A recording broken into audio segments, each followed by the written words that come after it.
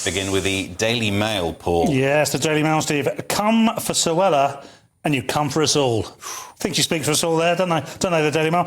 So this is Rishi Sunak was last night warned for a mutiny on the Tory right if they sack Suella Braverman. So this comes on the back of an article that she wrote today in The Times in which she criticised the police, saying that they had favourites, not without some justification, I would say. I mean, there has been demonstrable evidence online where essentially there have been people with British flags have been asked to take them down by the police, and they pointed out, well, what about those 1,000 people over there? And they've gone, well, there's a bit too many of them, so we're going to ask you to do it if you don't mind. And I think that's roughly what she's talking to. But the bigger picture here is that Suella Braverman is probably one of the few Conservatives in the Conservative Party now, and she speaks from a Conservative perspective. She's always doing this. This is not out of character. This isn't someone who is surprising us at all, and people are jumping all over it, which is surprising me slightly because it's not out of character. The one thing she may have done wrong is that she, I think the story for parliamentary rules has run past the Prime Minister's office.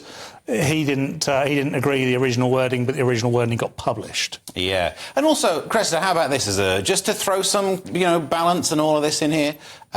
If you are, I don't know, in charge of the police, Home Secretary, for example, and you've got some beef with the police, you very much can pick up the phone and tell the police about it rather than writing about it in a national newspaper. That's the best bit. That's my favourite bit of the whole story, that she's gone rogue.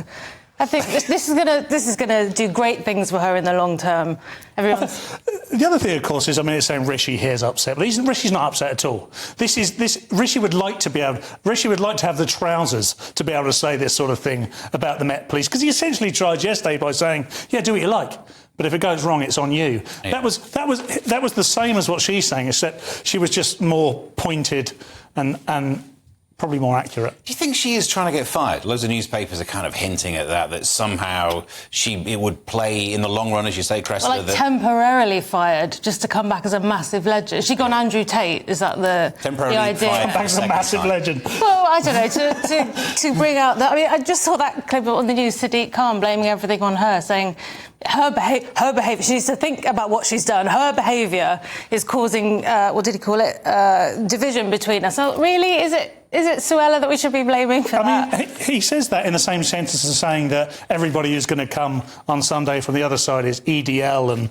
and... so he's sowing some more division. Well, of course he is. But what about collective responsibility, though? That if you are such a high up the rank Secretary of State, you should be singing from the same hymn sheet. You're causing division in government. You're making Rishi Sunak look weak, and that's not going to necessarily win votes. No, I agree. I do agree on that point. I think there is no cohesion, and there probably should be a lot more.